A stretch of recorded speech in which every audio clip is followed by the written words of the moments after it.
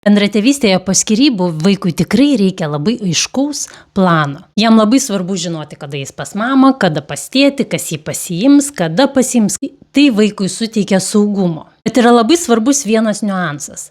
Planas turi tarnauti vaikui ir vaikas neturi tapti plano įkaitu. Nes gyvenimas ne visuomet vyksta pagal grafiką. Vaikas gali susirgti, mokykloje gali atsirasti svarbus renginys, netikėtas draugo gimtadienis. Ir tada tėvam verta sustoti ir paklausti, kas vaikui šiuo metu geriausia, saugiausia ir patogiausia. Tačiau čia svarbu atskirti du dalykus. Lankstumas neturi tapti chaosas. Ir lankstumas nėra chaosas. Lankstumas nereiškia, kad vienas tėvas nuolat staiga netikėtai gali imti ir keisti planus. Paskutinę minutę, paskutinę sekundę, o kitas tėvas nuolat turi sutikti. Lankstumas yra tada, kada tai yra susijęs su realiu vaiko poreikiu, kuris yra aptariamas tėvų tarpusavyje, įvardijant ir neperkeliant atsakomybės vaikui. Pavyzdžiui, šiandien vaikas karščiuoja.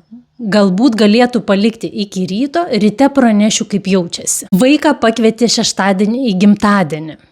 Galbūt galėtumėm susitarti apie perdavimą 1 valandą vėliau.